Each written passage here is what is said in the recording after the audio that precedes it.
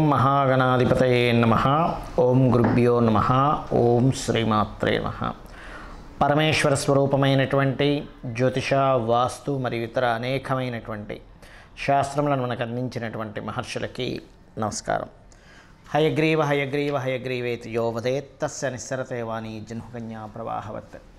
అరుణాం కరుణాతరంగితాక్షీం ధృతపాశాంకుశపుష్పబాణచాపాం అనిమాదిభిరావృతాం మయూకైః అహమిత్యేవ విభావయే భవానీం. శ్రీమాత్రే నమః. ప్రేక్షకులకి ఆ లలితాంబిక అమ్మవారి యొక్క అనుగ్రహం పరిపూర్ణంగా కలగాలని మనస్ఫూర్తిగా కోరుకుంటూ, మనం ఈ క్రోధినామ సంవత్సరంలో 12 రాసుల వారికి, వీలైతే 12 లగ్నాల నుంచి చూసుకోండి, లగ్నం తెలియని వారు రాసి చూసుకోవచ్చు, ఆదాయ వ్యయాలు ఎలా ఉన్నాయి, అదేవిధంగా రాజ్యపూజ్యము అవమానం ఎలా ఉంది, ఒకవేళ ఆదాయం తక్కువగా ఉంటే దాన్ని పెంచుకోవడం ఎలాగా, దానికి గ్రహస్థితి ఎంతవరకు మీకు సహకరిస్తుంది, మీరు చేసుకోవాల్సిన మంత్రం కానీ, గోసేవ కానీ, లేనట్లయితే దానం కానీ ఏమి చేసుకుంటే మీకు అభివృద్ధి ఉంటుంది అనేటువంటి విషయాలు మనం చెప్పుకుందాం. అయితే ఇక్కడ ఏంటంటే ఎప్పుడు కూడా ఈ సంవత్సర ఫలితాలు చెప్పేటప్పుడు ఆదాయ వ్యయాలతో పాటు గోచారంలో ఉండే మేజర్ ప్లానెట్స్ అంటారు. అంటే slow moving planets, fast moving planets ఉంటాయి. అంటే త్వరగా నెలకి 25 రోజులకి 45 రోజులకి జరిగిపోయే ప్లానెట్స్ కొన్ని ఉంటాయి. అంటే రవి, కుజుడు, శుక్రుడు, బుధుడు వీళ్ళు. ఇక చంద్రుడు అయితే 2.5 రోజులకి మారిపోతూ ఉంటాడు ఒక్కో రాశి. కానీ మేజర్గా మనల్ని రూల్ చేసేటువంటిది జీవకారకుడైనటువంటి గురువు, కర్మకారకుడైనటువంటి శనిశ్చరుడు, అదేవిధంగా కాలానికి కారకుడైన రాహువు, మోక్షానికి కారకుడైన కేతువుని ప్రధానంగా మనం తీసుకుంటాం. ఈ మోక్షానికి కారకుడైన కేతువు ప్రస్తుతం ఈ సంవత్సరం అంతా కూడా మనకి కన్యారాశిలో ఉంటాడు. కాలానికి కారకుడైనటువంటి రాహు మీనరాశిలోని, మరియు జీవకారకుడైన గురువు మాత్రం మే 2వ తేదీ వరకు మేషంలో ఉంటూ దాని తర్వాత వృషభంలోకి మారుతున్నాడు. ఇక శని భగవానుడు అయితే మారట్లేదు, కానీ మనకి జూన్, జూలై మాసాల నుంచి ఒక 4.5 నెలలు మాత్రం కొద్దిగా వక్రిస్తాడు. కుంభంలో ఉన్న శని వక్రిస్తాడు. అదేవిధంగా సెప్టెంబర్, అక్టోబర్, అంటే ఆల్మోస్ట్ సెప్టెంబర్ ఎండింగ్, అక్టోబర్ ఆ టైం నుంచి ఒక 4.5 నెలల పాటు గురువు కూడా వక్రిస్తాడు. సో మనం ఈ గ్రహాల యొక్క స్థితిని మరియు ఈ వక్రగతిని, ఈ మేజర్ ప్లానెట్స్ యొక్క స్థితిని, అదేవిధంగా వీటితో పాటు మనకి ఈ క్రోధినామ సంవత్సరంలో పర్టికులర్గా ఈ సంవత్సరం రాజు కుజుడైనందుకు, మరియు అదేవిధంగా కుజుడు సంచారం మనకి శనిని రాహుని కలుపుకొని వెళ్తున్నందుకు కూడా ఏం జరుగుతాయి అనేటువంటి విషయాలు కూడా నేను మీకు ఎండింగ్లో చెప్తాను. కాబట్టి మనం ఒక్కొక్కటి తెలుసుకొని ఆ అమ్మవారి యొక్క అనుగ్రహాన్ని పొందుదాం. క్రోధినామ సంవత్సరంలో వృషభ లగ్నము, లగ్నం తెలియని వారు రాశి నుంచి చూసుకోవచ్చు. అయితే ఇక్కడ మనం ఆదాయము, వ్యయము, రాజ్యపూజ్యము, అవమానం ఎలా ఉంది, ఇదే ప్రధానంగా అందరం చూసుకుంటూ ఉంటారు ఉగాది అనగానే. అయితే ఇక్కడ 2, 8 అంటే ఆదాయం 2, వ్యయం 8. అయ్యో ఇదేమిటండి 2 అంటే ఒక 2 లక్షలు వస్తాయనుకుంటే సంవత్సరం మొత్తానికి 8 లక్షలు ఖర్చా. దీన్ని మరి ఎట్లా మార్చుకోవాలి, నిజంగానే ఇంత ఇబ్బంది ఉంటుందా, దీన్ని మార్చుకునే మార్గం లేదా అంటే ఖచ్చితంగా మార్చుకునే మార్గం ఉంటుంది, గుర్తుపెట్టుకోండి. మార్చుకునే మార్గం లేకపోతే అది జ్యోతిష్ శాస్త్రం అవ్వదు. కేవలం చాలా సింపుల్గా నామస్మరణతో మనం మార్చుకోవచ్చు. అదేవిధంగా రాజ్యపూజ్యం, అవమానం కనుక చూసుకున్నట్లయితే ఇక్కడ రాజ్యపూజ్యం 7 అయితే అవమానం 3గా ఉంది. అంటే ఇది బాగుంది. అంటే మనల్ని మెచ్చుకునే వాళ్ళ సంఖ్య 7 అయితే మనలో ప్రతి చిన్నదానికి తప్పులు చూపించే వాళ్ళ సంఖ్య 3 ఉన్నారు. కాబట్టి దీని గురించి ఇబ్బంది అక్కర్లేదు. మరైతే మనం ఇక్కడ ఆదాయం పెంచుకోవాలనుకున్నాం, 2 ఉందనుకున్నాం కదా, మరి దీనికి ఎలాగా అంటే విష్ణు సహస్రనామాలు, గణపతి యొక్క ఆరాధన. ఎందుకంటే మనకి వృషభం నుంచి 2వ స్థానాధిపతి బుధుడై 5లో కేతువు ఉన్నాడు. అంటే కేతువు యొక్క రూలింగ్లో ఉంది.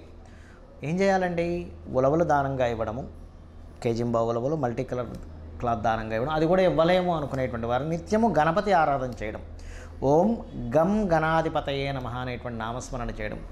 వీలున్నప్పుడల్లా కూడా మీకు దగ్గరలో ఉన్నటువంటి ఆలయానికి, ముఖ్యంగా గణపతి ఆలయానికి వెళ్ళడం, గురువుల దగ్గర ఎవరి దగ్గరైనా గణపతికి సంబంధించినటువంటి మూలమంత్రం ఏదైనా తీసుకోవడం చేయాలి.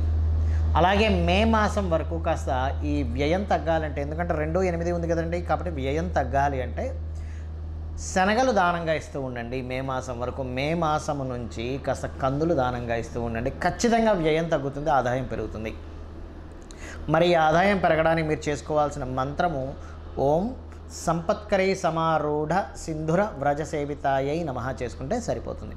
ఇక మీకు మిగతా అంశాలు ఎలా ఉన్నాయి అని చెప్పి చూసుకున్నట్లయితే ఈ వారం గమనించుకున్నట్లయితే, అంటే ఈ సంవత్సరం వారం కాదండి, ఈ సంవత్సరం కనుక మీరు గమనించుకున్నట్లయితే మే మాసం నుంచి మీరు వివాహం కోసం చేసే ప్రయత్నం గురువు రాశిలోకి ఎప్పుడైతే ఎంటర్ అవుతాడో మే మాసం నుంచి May, June, July, August, September, October వరకు, ఆల్మోస్ట్ అంటే మే నుంచి అక్టోబర్ వరకు మీకు వివాహ సంబంధించినటువంటి విషయంలో ఈ క్రోధినామ సంవత్సరంలో చాలా బాగుంది. కేవలం వివాహమైన అంటే లైఫ్ పార్ట్నర్, బిజినెస్ పార్ట్నర్స్ సంబంధించిన విషయంలో సపోర్ట్ దొరుకుతుంది. కాకపోతే ఇక్కడ కొత్తగా ఇప్పుడు చూడండి, మీరు ఏదైనా ఒక అగ్రిమెంట్స్, కాంట్రాక్ట్స్ లాంటివి మే ముందే చేసుకోండి. రాజకీయ నాయకులు పంచమ స్థానంలో కేతువు యొక్క సంచారం జరుగుతుంది కావున రాజకీయ నాయకులు కొంత జాగ్రత్త వహిస్తుండాలి, తీసుకునే నిర్ణయాల విషయంలో కొంత జాగ్రత్త ఉండాలి, గుర్తుపెట్టుకోండి. అదేవిధంగా మరొక విషయం ఏంటంటే, ఇక్కడ గమనించుకున్నట్లయితే ధన స్థాన సంబంధించినటువంటి విషయం మనం ఇందాక చెప్పుకున్నాము, ఏ మంత్రం చేసుకోవాలి అనేటువంటిది. అలాగే మరొక విషయం ఏంటంటే, ఇక్కడ మీరు ఈ దశమ స్థానంలో శని భగవానుడు నుండి వక్రిస్తున్నాడు కాబట్టి, ఎప్పుడు వక్రిస్తున్నాడు చూసుకున్నట్లయితే almost September ending or October టైంలో వక్రిస్తాడు. ఆ టైం నుంచి ఒక 4.5 నెలలు మాత్రం మీరు ఉద్యోగ సంబంధించిన విషయంలో వేరే ప్రాంతానికి వెళ్ళి ఉద్యోగం చేసేటువంటి పరిస్థితులు వస్తాయి. మరి గురువు కూడా వక్రిస్తాడు కదండి, గురువు వక్రించినప్పుడు ఇచ్చే రిజల్ట్ ఏమిటి ఇక్కడ అని చెప్పి చూసుకున్నట్లయితే, ఇది జూన్ నుంచి ఒక 4.5 నెలల సమయంలో మీకు కలిగేటువంటి ఫలితాల్లో ప్రధానంగా అప్పులు, రుణాలు లభించడానికి యోగిస్తుంది. అయితే గురువు ఎప్పుడైతే రాశిలోకి వస్తాడో రుణం తీర్చుకోవడానికి కూడా యోగిస్తుంది ఇక్కడ. మరియు సంతానం సంబంధించిన విషయాల్లో ప్రయత్నం చేసేటువంటి వారు ఈ సంవత్సరం కొంచెం జాగ్రత్తగా ఉండండి. పంచమ స్థానంలో కేతువు యొక్క సంచారం జరుగుతుంది కాబట్టి ప్రేమ వ్యవహారాలకు సంబంధించినవి, కొత్తగా ఎవరినైనా ఇష్టపడడం, వాటి వల్ల కొంత లిటికేషన్స్ ఇట్లాంటివి ఏర్పడడం, దాని తర్వాత గురువు రాశిలోకి ఎప్పుడైతే వస్తాడో అక్కడి నుంచి బాగుండడం అనేటువంటిది స్పష్టంగా గోచరిస్తుంది. ఇక మీరు నిత్యము చేయవలసినటువంటి దేవతా ఆరాధన ఏమిటి? పంచమ స్థానంలో కేతు ఉన్నాడు కాబట్టి మీరు ప్రత్యేకంగా చేయవలసినటువంటిది గణపతి యొక్క ఆరాధన నిత్యము చేయండి. విష్ణు సహస్రనామాలు నిత్యము వినండి. చదవడం రాదు, ఫస్ట్లో వినండి, వినగా విధంగా మీకే వస్తుంది. అదేవిధంగా లాభంలో రాహు ఉన్నాడు కాబట్టి మీకు మేజర్ ప్లానెట్స్లో ప్రధానంగా ఇక్కడ రాహు విదేశీ సంబంధించిన లేదా ఆన్లైన్లో చేసే వ్యాపారాల ద్వారా యోగిస్తుంది. అలా అని షేర్ మార్కెట్ కాదు, ఇది బాగా గుర్తుపెట్టుకోండి. సో మీరు గణపతి ఆరాధన చేయండి, అన్ని విధాల మీకు ఈ సంవత్సరం బాగుంటుంది. క్రోధినామ సంవత్సరానికంటూ ఒక లక్షణం ఉంటుంది. ఈ సంవత్సరం రాజైన దాన్ని బట్టి ఒక లక్షణం ఉంటుంది. గ్రహాల యొక్క స్థితిని బట్టి కొన్ని సంఘటనలు జరుగుతాయి. అయితే ఈ క్రోధినామ సంవత్సరం ఎంటర్ అవ్వకముందే కుజుడి యొక్క ప్రభావం పెరుగుతుంది అనేటువంటి చూపిస్తుంది. కాబట్టి ఆల్మోస్ట్ 2024 ఫిబ్రవరి మాసం నుంచే కొన్ని విద్వేషపూరితమైనటువంటి గొడవలకి, రాజకీయ నాయకుల మధ్యని విపరీతమైనటువంటి గొడవలకి, మరియు రాజుల మధ్యన గొడవలకి, యుద్ధాలకి, క్రోధి అంటే క్రోధం, కోపం పెట్టుకోవడం, చిన్న మిస్అండర్స్టాండింగ్స్ చేసుకోవడం, ఇటువంటి నామ సంవత్సరం ఇది. కాబట్టి దేశాల మధ్య, ప్రాంతాల మధ్య, మతాల మధ్య అనవసరమైనటువంటి విద్వేషాలు కలిగించేటువంటి సంవత్సరంగా చూపిస్తూ, ఇది కుజుడి యొక్క సంచారం. దీనివల్ల కుజుడు ఎవరికి కారకుడు అని చెప్పి తీసుకుంటే మిలిటరీకి, అందులో అంటే డిఫెన్స్ వారికి, పోలీస్ డిపార్ట్మెంట్ వారికి, రక్షణ వీటిని కల్పించేటువంటి వారికి. అంటే ఏంటి, ఈ సరిహద్దుల దగ్గర కొంత జాగ్రత్తగా ఉండాలి. అనవసరమైన గొడవలకు సంబంధించిన విషయంలో ఇక్కడ ఏదైనా గొడవలు జరుగుతాయి, అనవసరమైనటువంటి అవుతాయన్నప్పుడు కొంత జాగ్రత్తగా ఉండాలి, గుర్తుపెట్టుకోండి. కాబట్టి ఈ క్రోధినామ సంవత్సరంలో అందరూ చేసుకోవాల్సింది ఏంటి, ఇటువంటి గొడవలు మనం ఏమీ ఇబ్బంది పడకుండా ఉండాలి అంటే ముఖ్యంగా గుర్తుపెట్టుకోండి, కుజుడు రాజు అయ్యాడు కాబట్టి కుజగ్రహానికి శని రాహు గ్రహాల దగ్గర దీపారాధన చేయండి. చేసినట్లయితే అనవసరమైన గొడవలు బయట జరిగే ఛాన్సెస్ ఎక్కువగా ఉన్నాయి. కాబట్టి మీరు వెళ్ళి అనవసరంగా అందులో ఇరుక్కొని అందులో ఇబ్బంది పడకుండా మీరు సేఫ్గా ఉంటారు ఫస్ట్. అదేవిధంగా రాజుల మధ్య, రాజకీయాల నాయకుల మధ్య, రాజ్యాల మధ్య గొడవలు జరిగేటువంటి ఛాన్సెస్ ఇప్పుడు ఉన్నాయి. కాబట్టి వేరే దేశాల్లో ఉండేటువంటి వారు కూడా కొంచెం ఏదైనా ఇక్కడ ఏదైనా యుద్ధం సంబంధించిన రాబోతుంది అన్నప్పుడు ఆ సరుకులు ఏవైనా మనకు చూడండి, కొంచెం యుద్ధ వాతావరణం ఉన్నప్పుడు బయటికి వెళ్ళలేని పరిస్థితి వచ్చినప్పుడు కొంచెం ఇంట్లో సరుకులు మనం స్టాక్ పెట్టుకుంటాం. ఇటువంటి విషయాల్లో చాలా అలర్ట్గా ఉండాలి. మొత్తం ప్రపంచవ్యాప్తంగా ఈ కాంబినేషన్ ఏర్పడుతుంది కావున. అలాగే మరొక విషయం ఏంటంటే, ఇక్కడ మీకు చాలామందికి జాతకం తెలియదు, డేట్ ఆఫ్ బర్త్ తెలియదండి, రాశి తెలియదు, ఏమీ తెలియదు. కానీ క్రోధినామ సంవత్సరం నాకు బాగుండాలంటే ఏం చేయాలి అంటే ఒకటే గుర్తుపెట్టుకోండి, చండీ పారాయణం శ్రవణం చేయండి.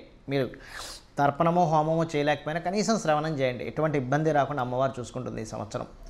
రెండవది, మీకు దగ్గరలో గోశాల ఉన్నట్లయితే గోవులకి చక్కగా మీరు ఏం చేస్తారంటే ఏవైతే ఈ మన నువ్వులు తినిపించకూడదండి. బెల్లము, గోంగూర మరియు క్యారెట్స్, బీట్రూట్స్ లాంటివి, అదేవిధంగా గోధుమ రవ్వ ఇటువంటివి తినిపించండి. మీ గ్రహస్థితి ఎలాగున్నా సరే క్లియర్ అవుతుంది. దీంతోపాటు కుజ, శని, రాహు, కేతు గ్రహం దగ్గర కూడా దీపారాధన చేయండి. ఎందుకంటే జాతకం తెలియదు, ఏమీ తెలియదు, కానీ 6th హౌస్లో కేతు సంచరిస్తున్నాడు బుధరాశుల్లో.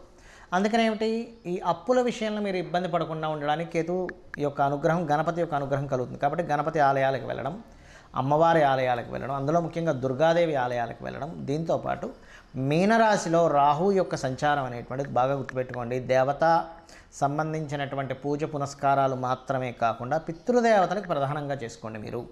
మీరు ఎంత పితృదేవతలకు చేసుకుంటారా అంత చక్కటి ఫలితాలు మీకు వస్తాయి. మీరు ఆయురారోగ్యాలతోని, సుఖ సంతోషాలతోని, ధనపరంగా ఎటువంటి ఇబ్బంది లేకుండా ఉండగలుగుతారు. గుర్తుపెట్టుకోండి. అయితే ఇక్కడ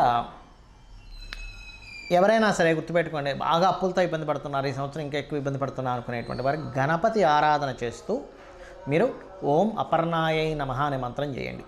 ఈ సంవత్సరం ఉన్న గ్రహస్థితి బట్టి చెప్తున్నాను. ఎవరికైనా బాగా ధనపరంగా ప్రెషర్ ఎక్కువగా ఉందండి, ఒక పక్క కట్టాలి కానీ ఆ ప్రెషర్స్ నేను తట్టుకోలేకపోతున్నాను, ఫైనాన్స్ ఇంకా పెరగాలి అనుకుంటే ఓం నవవిద్రుమ బింబశ్రీ న్యక్కారి రదన చద అనే నామస్మరణ చేయండి. ఖచ్చితంగా మీకు ఫైనాన్షియల్ గ్రోత్ అనేటువంటి పెరుగుతుంది, గొడవలు తగ్గుతాయి. మరియు దీంతోపాటు మీరు ఒకటే గుర్తుపెట్టుకోండి, మనం ఇప్పటివరకు చెప్పుకున్నటువంటి ఆదాయ వ్యయాలు ఏవైతే ఉన్నాయో, రాజపూజ అవమానం ఏదైతే ఉందో, ఇది పంచాంగంలో జనరల్గా అందరికీ తీసుకునేటువంటిది. కానీ ఇలా కాకుండా మీ యొక్క పర్సనల్ చార్ట్, అంటే మీరు ఎప్పుడు పుట్టారు, ఏ సమయము, ఏ నెల, ఏ తారీఖుని, ఏ సంవత్సరంలో, ఏ ప్రాంతంలో పుట్టారనే దాన్ని తీసుకొని మీ జాతక చక్రం వేసుకొని మీ లగ్నం ఏమిటి, మీరు పుట్టినప్పుడున్న లగ్నం ఏమిటి, మీ నక్షత్రం ఏమిటి, మీ రాశి ఏమిటి, మీకు ఏ మహాదశ నడుస్తుంది, మీరు ఏ ప్రయత్నం చేస్తే మీరు చక్కగా యోగిస్తుంది, మీకు ఏ మార్గంలో మీకు ధనయోగాలు ఉన్నాయి, ఎవరి ద్వారా మీకు సహకారం ఉంది, ఏ దిశను మీరు నివసిస్తే బాగుంటుంది, అంటే తూర్పు, ఈస్ట్, వెస్ట్, నార్త్, సౌత్లో అన్నీ మంచివే, కానీ మీకేది పనికి వస్తుంది, మీ సంతాన అభివృద్ధి ఏమిటి, మీ ఉద్యోగ, వ్యాపార, ఇన్వెస్ట్మెంట్స్ రిలేటెడ్, విదేశాలకు వెళ్ళేటువంటి అన్నీ కూడా మీ జన్మజాతకంలో ఉంటాయి. గుర్తుపెట్టుకోండి. ఏ సమయంలో వివాహం చేసుకుంటే మంచిది, ఏ సమయంలో చేసుకోకూడదు, ఇలాంటివి చాలా విషయాలు ఉంటాయి. మరైతే మీకు సందేహం కలగొచ్చేమండి, మరి ఈ క్రోధినామ సంవత్సరం అని ప్రతిసారి పంచాంగం ఎందుకు చదువుతామని. ఇదంతా బయట ఉండేటువంటి వాతావరణ విశేషాలు, పంట పొలాలకు సంబంధించిన విశేషాలు, బయట ఉండే గోచార విశేషాలు. ఇప్పుడు చూడండి, మనం చెప్పుకున్నాం, కాస్త యుద్ధ వాతావరణంగా ఉంది, గొడవలుగా ఉంది, అల్లర్లుగా ఉంది, మత విద్వేషాలు, అనవసరమైన విద్వేషాలు, గొడవలు రేగేటువంటి సమయం ఇది అన్నప్పుడు మనం ఏం చేస్తాం, మన పిల్లల్ని ఎక్కడికైనా పంపించేటువంటి విషయంలో, మనం ఎక్కడికైనా వెళ్ళేటువంటి విషయంలో అలర్ట్గా ఉంటాం. ఈ అలర్ట్నెస్ని చెప్పడానికి ఈ గోచార ఫలితాలు చెప్పుకుంటుంటాం. అంతేగాని మన జన్మజాతకం పనిచేయదని కాదు, మన జన్మజాతకమే ప్రధానంగా పనిచేస్తుంది. ఇక్కడ ఒకవేళ మన దాంట్లో ఉదాహరణకి ఆదాయం తక్కువగా ఉంది, చాలా తక్కువగా ఉంది, ఏం చాలా ఎక్కువగా ఉంది అని అన్నప్పుడు మీ జన్మజాతకంలో ధనయోగ దశలు నడుస్తున్నాయని కూడా 1% కూడా మీరు టెన్షన్ పడాల్సిన అవసరం లేదు. జస్ట్ ఆ రెమెడీస్ చేసుకుంటే క్లియర్ అవుతుంది. సో ఈ రకంగా మీరు ఈ యొక్క ఫలితాలను చూసుకుంటూ నిత్యము అమ్మవారి యొక్క ఆరాధన చేసుకొని మీరు సుఖ సంతోషాలతో వర్ధిల్లాలని మనస్ఫూర్తిగా కోరుకుంటూ శ్రీమాత్రే నమః.